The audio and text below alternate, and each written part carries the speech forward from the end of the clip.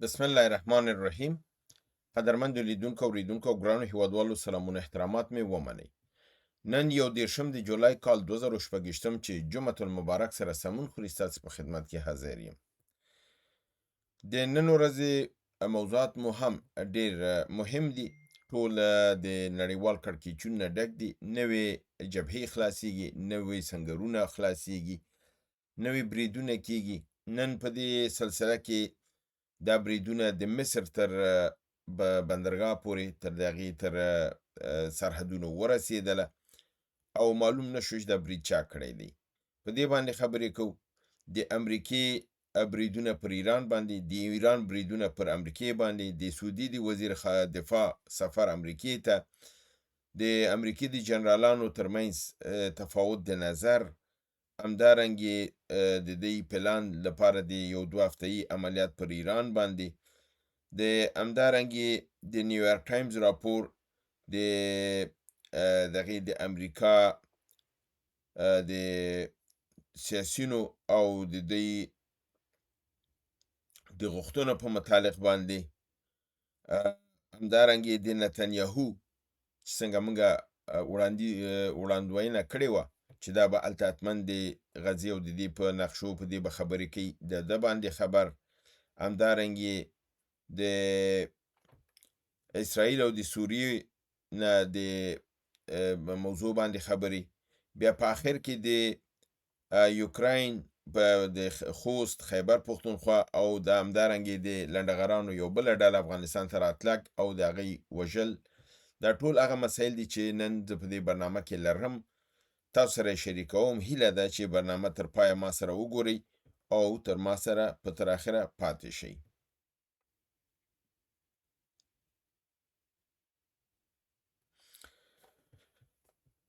لومړی خبر زما دا دی چې د مصر په بندرګاه باندې چې د الکسندریې سره نږدې یو بندرګاه ده په نامه د دمیاتیه، او په ده کې امریکایي بیړۍ ولاړې وې، په هغه باندې برید شوی دی. دا بیړۍ چې دي د ګیسو یعنې مایع LNG ګیس نه ډکې وې، په دې باندې د ډرون برید شوی دی او د دواړو اور اخیستی دی.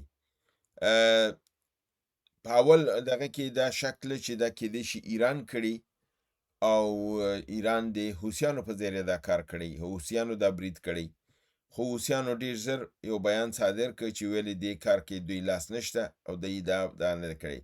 د مصر رئیس جمهور فلفور اعلان وکړ چې تحقیقات به کیږي، بیا به موږ معلومو چې دا چا کړی دی، خو په عین وخت کې حوثیانو ته اطلاع ورکړله چې دوی ته دا معلومات ترلاسه شوي دي چې دوی په ده کې لاس نه لري. نو ښکاره خبره ده چې دا به فالس فلاګ یعنې د دروغینه حملې لپاره دی چې مصر جنګ ته راکاږي.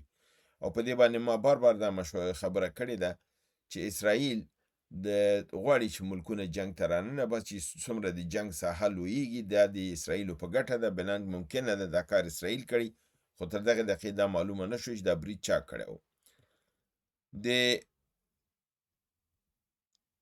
د امریکې د بریدونو نه پس، ځکه چې امریکې د ایران په بندر عباس، خرمشهر، نورآباد، آبادان، بوشهر، قشم، بندر ماشهر او سریک باندې ډېر درانه عملیات ترسره کړي دي او هلته نظامي او غیر نظامي ځایونه وهلي دي.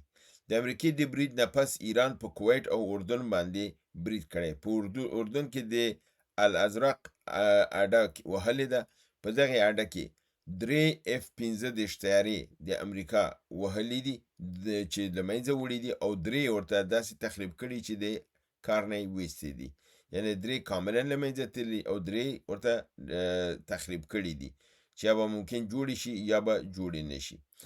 د ده په متعلق پس د دې بریدونو نه د نیویورک ټایمز یو خبر دغه کړی دی چې په اردن کې سیاسیینو، قانوندانانو او منورو او مخورو خلکو یو مسوده لیکلې ده او دا مسوده امضا کړې ده او د خپل حکومت ته لیږلې ده. په دې کې دوی ښکاره دا کړی دی چې د امریکې موجودیت زموږ په خاوره کې موږ ته باعث د سردرد او زموږ د خاورې د وهلو د تباهي باعث ګرځېدلی. نو څومره زر چې د دوی سره خبرې وشي او دا د دې نه ووځي، یعنې زمونږ امنیت لپاره دا خطر پیښوي. دې کې د 100 کسونه زیاتو امضا پکې ده او دا په خپل حکومت باندې، په شاهي حکومت باندې یو فشار راوستلی دی چې یعنې عوام او خلک نور امریکا په اردن کې نه غواړي او دوی باید د دې نه ووځي. همدارنګې بل خبر دا دی چې بر علاوه د دې نه چې هلته طیارې لګېدلي، یو دانه طیاره F-16 د یوکراین هم راولوېدلې ده او له منځه تللې ده. د دغې په اردن باندې چې تېره ورځ کې برید شوی و، په هغه کې F-15 طیاره هم له منځه تللې وه. یعنې په دغې اونۍ کې د دوی 6 دا شولې، یوه دا شوه، یعنې 8 طیارې خو په دغې یو اونۍ کې د دوی له منځه تللي دي.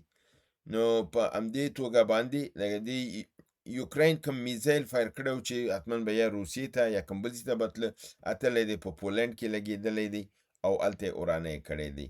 نو دوی اوس خپل نښې غلطې کړي دي، خپل ملګري سره وهي.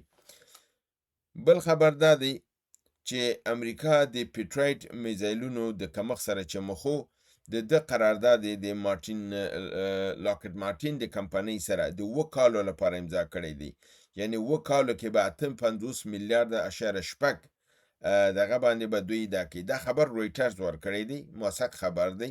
58.6 میلیارده د لاکهید مارټین سره قرارداد شوی دی.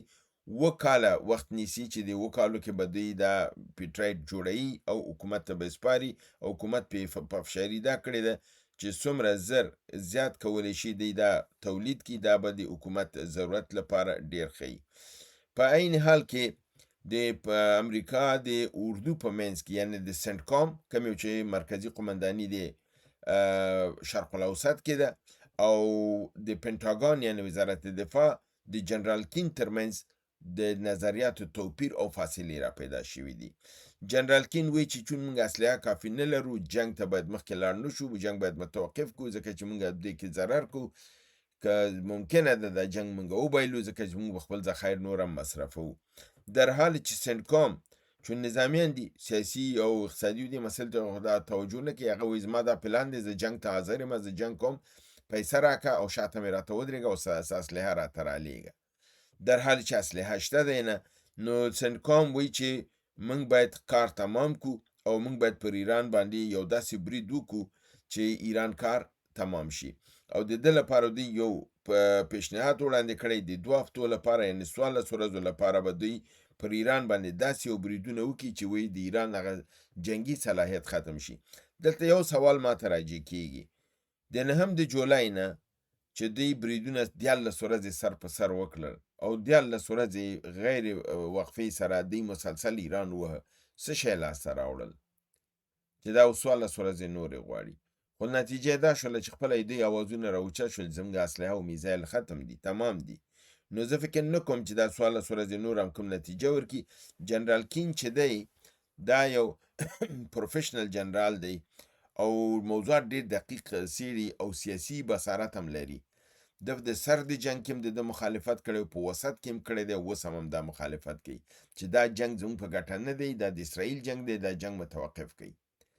دا څوک چې د اسرائیل نظریې لاندې تاثیر لاندې نه دي، هغې د خپل وطن ښېګڼه غواړي، د امریکا غواړي. څوک چې د اسرائیل د تاثیر لاندې دي، هغې جنگ غواړي، او دا جنگ هم چې دی دا اسرائیل غواړي، چې دوی دا فکر کوي چې موږ حمله وکړو ایران ختمیږي، اما ایران ختمېدل دومره اسانه کار نه دی چې دی پې تصور کړی دی. همدارنګې د سعودي وزیر دفاع شهزاده خالد بن سلمان امریکې کې دی، د ډونالډ ټرمپ سره هم لیدلی دي، د وینس سره هم لیدلی دي، او شهزاده خالد وایي په دې لیدنه کې امریکا سره د جنگ په امکاناتو کې خبرې کړي دي، او دی ویلي دي چې د ایران سره زموږ د جنگ امکان نشته دی، موږ د ایران سره جنگ ته نه ځو. عراق باندې زموږ برید چې و د یو ملګري مملکت، یعنې د عراق ښودل د ده په خلاف نه و، بلکې د ترهګرو په خلاف و. یو عملیاتو موږ وکړل، د عراق سره زموږ دوستي او ملګرتیا خپل په ځای ده، او د امریکې ته د مسلې حل لاره ښودلې ده، شهزاده خالد دی ورته ویلي چې تر څو نتنیاهو کنټرول نه کوي دا مسله نه حل کیږي، ستونزې به زیاتې او د امریکا لپاره به ستونزې جوړیږي. نو د هر څه نه مخکې که امریکا غواړي دې جنګ نه ووځي، یوازینۍ لاره یې دا ده چې دی نتنیاهو کنټرول کړي.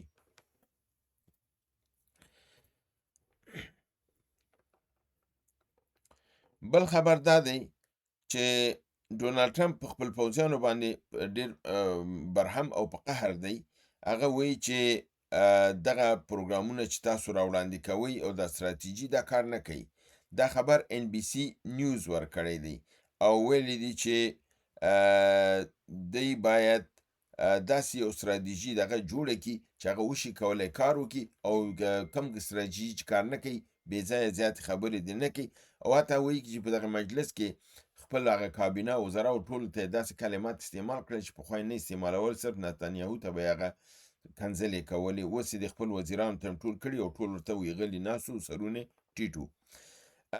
بل خبر دا دی چې څنګه ما تاسو ته وینا کړې وه چې نتنیاهو به حتما چې امریکې ته ځي. یو د هغه د برنامونه دا ده چې دا به د امریکې نه دا غواړي چې د غزې مسله او د لبنان دا هیره کوي، او همداسې هم وشول. د ډونالډ ټرمپ سره چې کوم خبرې کړي دي، اول خو د منځ کې دا خبرې شوي دي چې ډونالډ ټرمپ ورته ویلي چې دا کوم جنگ زمونږ روان دی په دې کې به نه رادانګي. ته د خپل په ځیو کښېنه، زمونږ په جنگ کې مه، زمونږ او د ایران جنگ دی، که موږ جنگ کوو که سوله سره کوو دا زمونږ دی، ته به منځ کې نه رادانګي. نتنیاهو ورته ویلي دي چې زه ستاسو منځ ته نه رادانګم، ستا فیصله زما قبوله ده، خو خبره دا ده که ایران په ما برید وکړه زه بیا ځواب ورکوم. نو دلته دی ورته ویلي درسته که ایران په تا برید وکړه ته ځواب ورکړه، بیا امریکا مداخله نه کوي، او که چېرته امریکا په جنګ کې وه اسرائیل د مداخله نه کوي. دلته داسې ښکاره کېږي لکه امریکا چې ورته وایي ستا لاره جدا ده، زما جدا ده، ته خپل دفاع کوه زه خپل دفاع کوم، د دې نه خو زما دا برداشت دی. په عین حال کې نتنیاهو په دې مذاکراتو منځ کې یو نقشه د جیب نه راایستې ده او د نتنیاهو د ډونالډ ټرمپ په مخ کې ایښې ده. او کله چې دې دا نقشه راایستې ده، مخکې دې نه چې دا نقشه ورته توضیح کړي، ډونالډ ټرمپ ورنه یو پوښتنه کړې چې د لبنان نه کله وځي، ما ته دا ووایه لبنان نه کله وځي. هغه ورته بیرته ځواب دا ورکړی چې دغه نقشه مې درته مخکې ایښې ده، په ده کې ما دغه چې دی زمونږ سوریه کې هم ډېر ځایونه نیولي دي، لبنان کې هم نیولي دي، او غزه خو بالکل زموږ حصه ګرځېدلې ده. بنان زه د ده ځینه هېڅکله نه وځم او د وتلو کوم پروګرام نه لرم. او بیا په دې لپاره چې خپل خبره تصدیق کړي، دا یې ورته ویلي دي چې مجتبی خامنه‌ای، ځکه ډونالډ ټرمپ ویلي چې هغه 90% مړ دی، نو ده ورته ویلي چې موثق خبر دا دی چې هغه مړ نه دی، ژوندی دی. بنان تر څو چې هغه ژوندی وي موږ د لبنان نه او د سوریې نه او د غزې نه وځو. دا د دې لپاره د ډونالډ ټرمپ خبره کاملا رد کړې ده، او ډونالډ ټرمپ ورته ویلي زموږ په جنګ کې به نه راځي، موږ که تا جنګ وکړه موږ مداخله نه کوو، که موږ جنګ کوو ته مداخله مه کوه. نو لنډه خبر دا ده چې دی د هماغه سیمو نه نه وځي. او بل خبر دا دی چې اسرائیل په عین حال کې چې دا ښکاره کوي چې زه په جنګ کې نه یم، خو ګورئ دغه اوس په مصر باندې چې دا برید شوی دی، دا فالس فلګ دی کړی دی. د یوکراین په ذریعه باندې چې په کاسپین کې برید وشو، په سعودي باندې برید وشو، د دې تر شا اسرائیل دی. په مصر باندې دا برید اسرائیل دی. نو اسرائیل دلته جنګ غواړي چې د جنګ لمنه وسی، او حتی امکان د دې شته چې د دې بل جنګ په ترکیې سره وسی، هلته خو په مصر باندې برید کړی، مصر څه غږ اوچت نه کړ او موضوع همداسې خاموشه پرېښودله. راځمه خپل د سیمه ییزو خبرونو په هکله. په خوست ولایت کې د سټارلینک 2 انټرنیټي دستګاوې کشف شوي او نیول شوي دي، او 3 تنه هم په دې سلسله کې نیول شوي دي. تاسو معلومه ده چې دغه سټارلینک دغه چې دی د ایران په دغه ګډوډۍ کې هم امریکا او اسرائیل د دنه کار واخیسته. د سټارلینک په ذریعه باندې به خلکو ته راهنمایي کوله، چېرته لاړ شي خلک ووژنئ، ورانۍ وکړي، چې وایي 1.5 کسان چې وژل شوي او په دې رقم وژل شوي. دغه سټارلینک چې دی د افغانستان په دې مختلفو ولایتونو ته د پاکستان د خوا نه انتقال شوي دي، د دې په ذریعه باندې په ولایاتو کې ورانۍ شروع کوي، تر څو دنیا ته دا ښکاره کړي چې په افغانستان کې امن نشته دی. خو الحمدلله دا کسان گرفتار شوي دي، دوی به اقرار وکړي او نور به هم د منځه لاړ شي. همدارنګې په خیبر پښتونخوا کې پر یو پوسه باندې برید شوی دی، 9 پاکستاني پوځیان پکې وژل شوي دي. بل خبر دا د شمالي وزیرستان د شوال ولسوالۍ کې د پوځ په یو برید په ترڅ کې 30 تنه پاکستاني پوځیان وژل شوي دي او ټپیان کړلی شوي هم دي.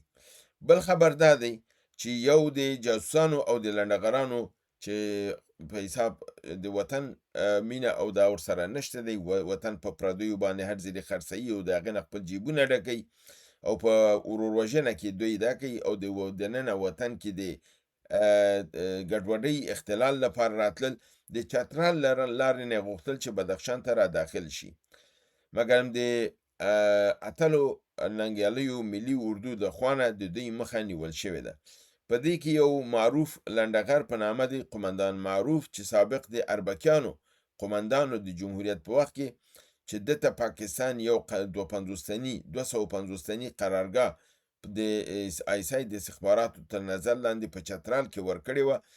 ده غوښته چې د دغې لارې نه بدخشان ته ورننوځي تر څو بیا دې هفته کې څه ورانې وکړي. د دې مخه نیول شوې ده، پوځیانو د باندې وار کړی دی. د ده په نتیجه کې دا قمندان معروف ټپي شوی و. کله چې د خپل بادارانو غېږې ته پنجاب ته د علاج لپاره وړل کېږي، د پنجابیانو په غېږ کې ساه ورکوي او مړ کېږي. په دې طور باندې دی د یو بل پلان هم خنثی کېږي او چونده کې د الله رضا انشاءالله نشته دی، دی د خپل د وطن د شرف عزت په مقابل کې راځي، نو دا شرف باختگان به انشاءالله دا به نیست و نبود کېږي. افغانستان به خدای تعالی دې بحران او مصیبت نه وباسي، یو لوی پراخه هوسا آرام افغانستان انشاءالله دا په لاره کې دی.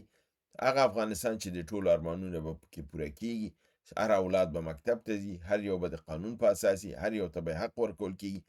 تفرقه او تبعیض د لساني، قومي، ژبنیز، منطقوي دا به نه وي. څوک به په بل باندې برتري نه لري، برتري به په جز په تقوا او د ایمان نه علاوه بل څه نه وي. په همدغې هیله او امید سره دغه برنامه نن پای ته رسوم. تاسو په لوی پروردګار د اعلامیانو سپارم تر بل برنامې چې بیا ستاسو حضور ته حاضرېږم. تاسو په پروردګار سپارم. وما علینا الا البلاغ.